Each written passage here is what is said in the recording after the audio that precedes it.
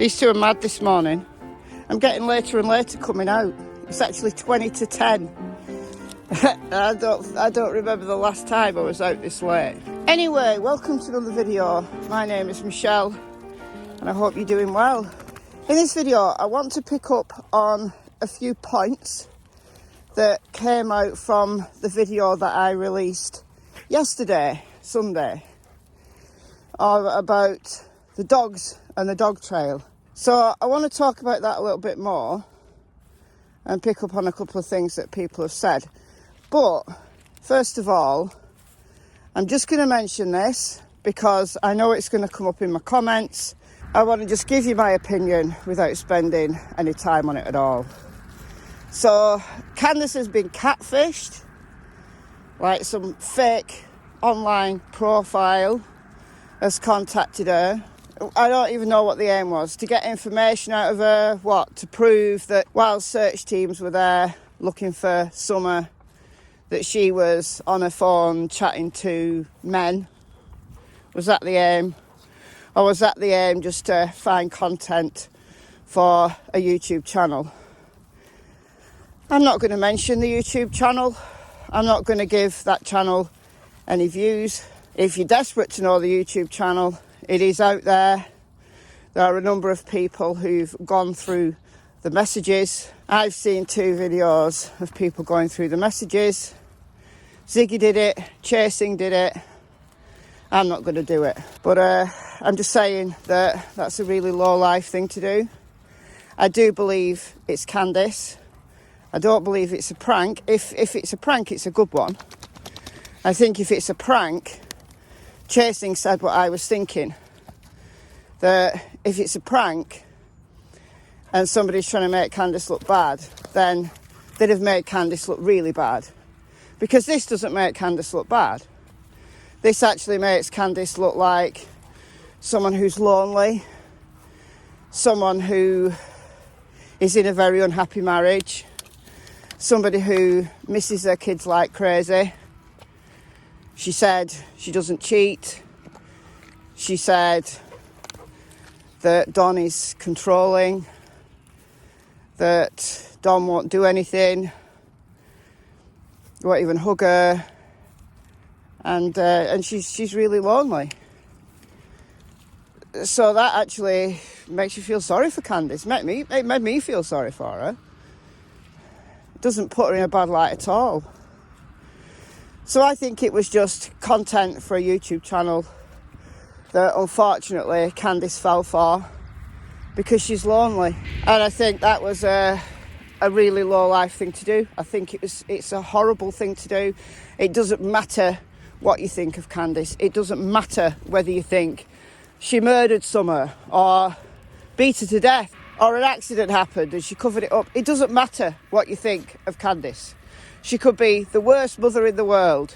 It's the epitome of what the true crime community shouldn't be. And potentially it's dangerous. We know that Candus is living in at best, a fractious relationship, at worst, a violent one.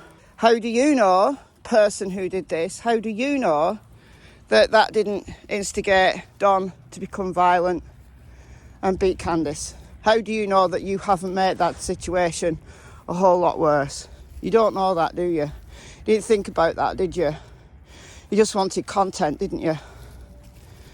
Dreadful. Dreadful, dreadful, dreadful. And that's all I'm going to say about that matter. Jawline under it, it's closed as far as I'm concerned. So, onward to the video that I made yesterday about the dog trail.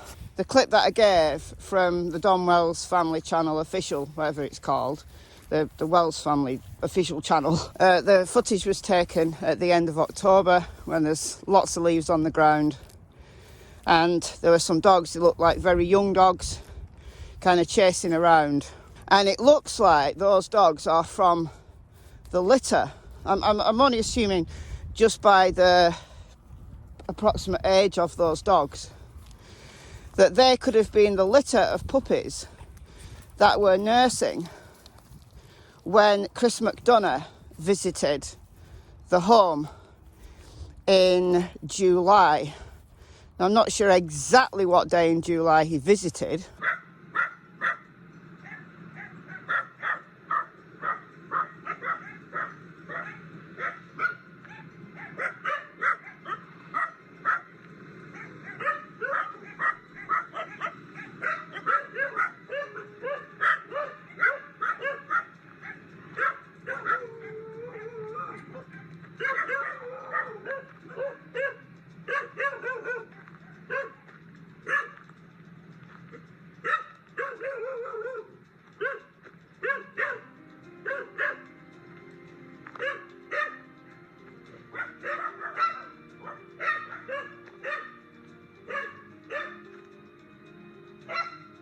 Who's this? That is Smoking Boots. That's my boys' cat. And how many dogs do you have here on the property? About? Honestly, I don't know because people just keep dropping them off. Hi. I know. It's okay. Okay. Sorry.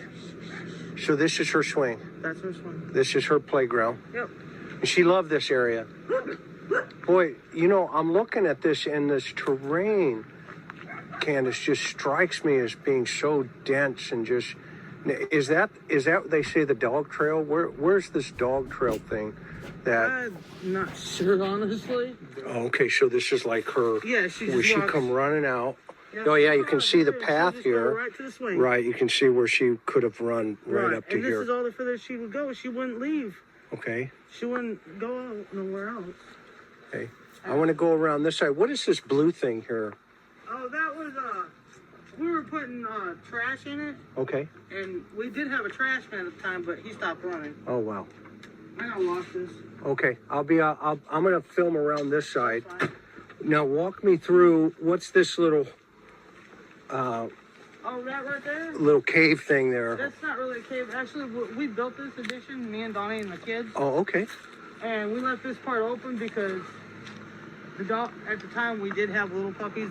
These dogs were little puppies, and we let them go under there. They would run in and out of the bricks over there. There's actually 7 pups up under there now. Okay. It was in July. So those puppies were under the house in that little kind of cubby place under the house. That's where the mother was nursing them because Candus said so. And she said there were 7 puppies under there. So it could be that those puppies are a few months old now, and they were kind of all excited, and they were running down Ben Hill Road, just running all over the place. And those puppies wouldn't have been the dogs that were there when Summer disappeared. They may have been brand new puppies, or at least the mama dog was very heavily pregnant. And that is relevant. That is relevant because Geordie Sue responded to that video because I said, did Geordie Sue hear any dogs? How come the neighbours didn't report, or did they? Dogs barking. And Geordie Sue said she's been saying from the beginning that the dogs weren't there. She didn't hear any dogs. It was all quiet. Now this actually corroborates what Don said, that there was no dogs there that day. And I've questioned that. Lots of people have questioned that, because if Don was at work, how did he know there were no dogs there that day? Well, maybe it's because he heard it from people. And Geordie Sue was there in her cabin. So where she used to live, she doesn't live there anymore, I'm not doxing her. Where she used to live, directly across the road, directly across Ben Hill Road from the Wells, she lives on the opposite hill, and that's 125. And she was in a cabin which is quite near the road with her son and daughter on the afternoon that Summer disappeared. She's the one that heard the scream between 4:30 and 4:42. She knows the approximate time because she has a text message from 4:52, and she approximated it was around 10 minutes, maybe a bit more, before that text message. And then she heard them coming off the hill or shouting for Summer, Candus and the boys shouting for Summer shortly after 6, which leaves an hour and a half window where nothing happened. Before that, I don't know how long before that, Geordie Sue says she saw like a flash of a vehicle going up the Wells driveway that she believes is not Grandma's truck, so it's not them coming home. So they would have got home around 3:20, over an hour before the scream. Could Geordie Sue be mistaken? Could it have been them coming home? Yeah, it could have. But she says not, because it didn't sound like Grandma's truck, and it also didn't sound like the Subaru. So that's interesting. But where did that vehicle go? It can't just have gone up the driveway and then miraculously like flown away, like poof, and beamed her away. You know, for 5-year-olds and vehicles don't just vanish.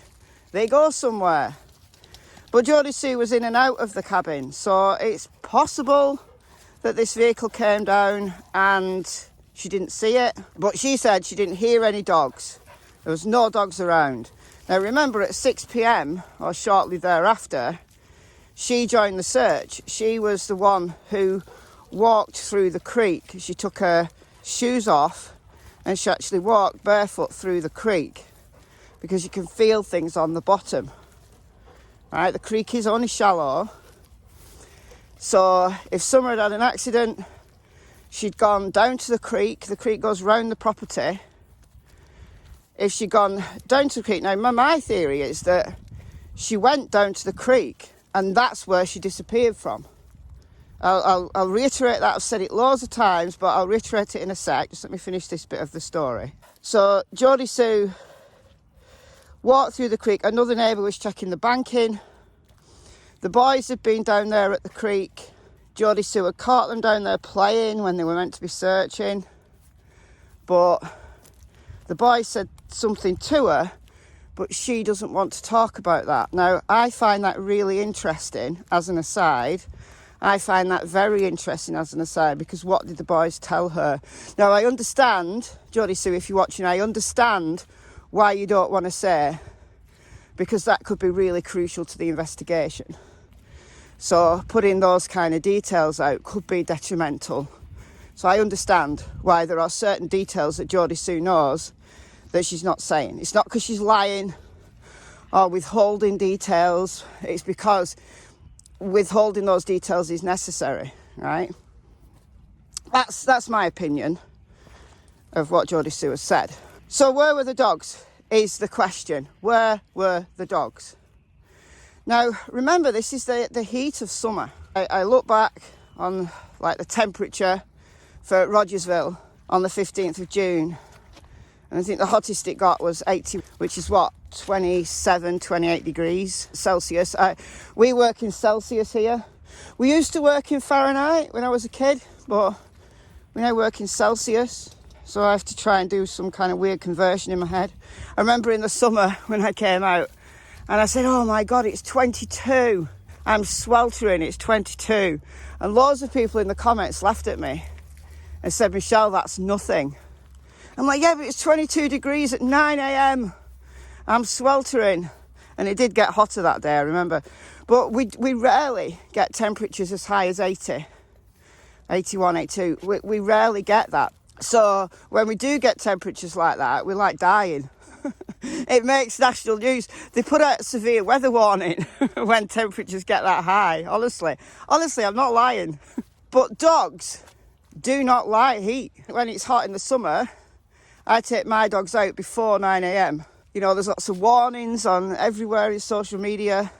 Say don't take your dogs out in hot weather. But in an environment like a wooded area, like in Rogersville, at Ben Hill Road, those dogs would have been able to find really cool shady places to go and hide out in the heat of a summer's day. And I hadn't thought about that before. I only thought about that last night when I read Jodie's comment, and I thought, well, where were those dogs? Why were at least some dogs not there? I didn't believe Don but I'm more inclined to believe Geordie Sue. So where were the dogs? And then I thought, well, let's check the temperature here. So dogs don't like hot weather.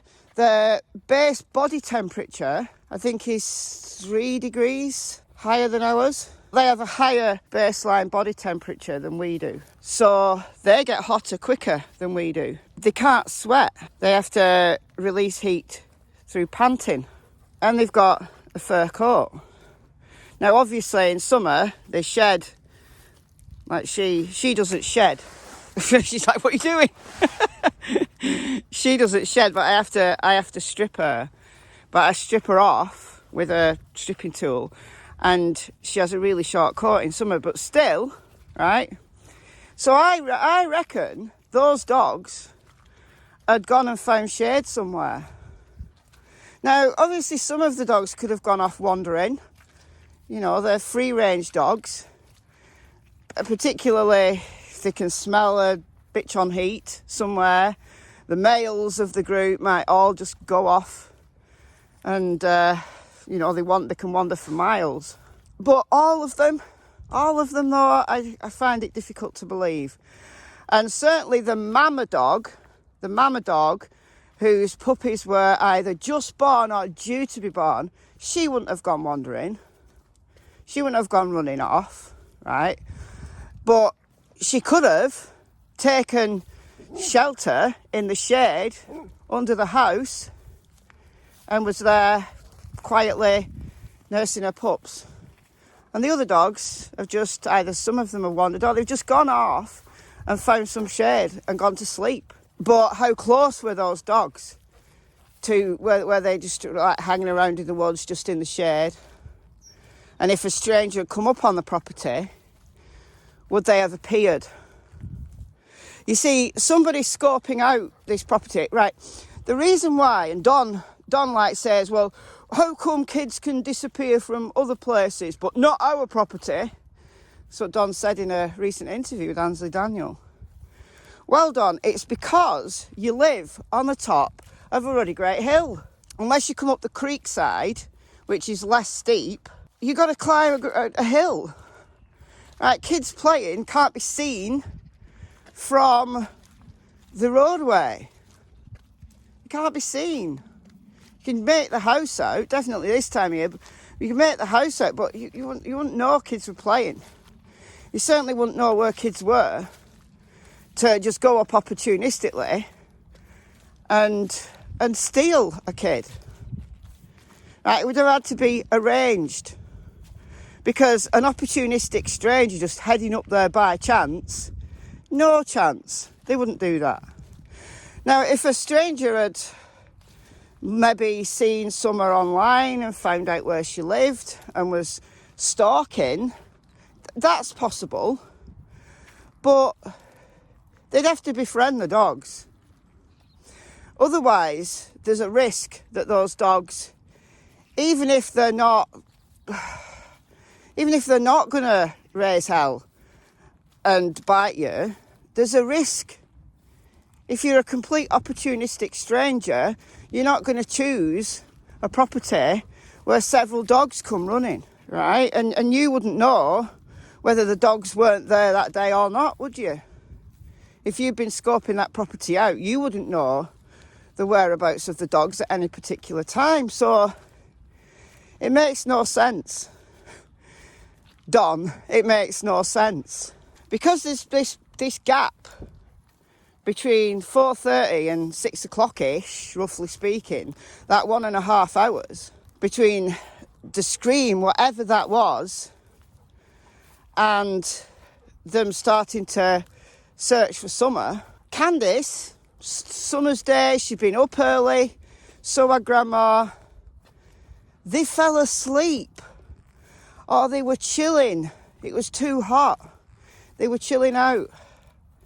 Yeah, they could have taken some drugs, or Candice could have. I don't know if Grandma does drugs, but yeah, anything, right? Anything, except for knowing where her kids were. The kids went out. And when the boys came back, maybe hungry, and Candice said, where's Summer? They said, oh, we left her down by the creek. What? You did what? go and look for her. And that's why Dawn went straight down to the creek.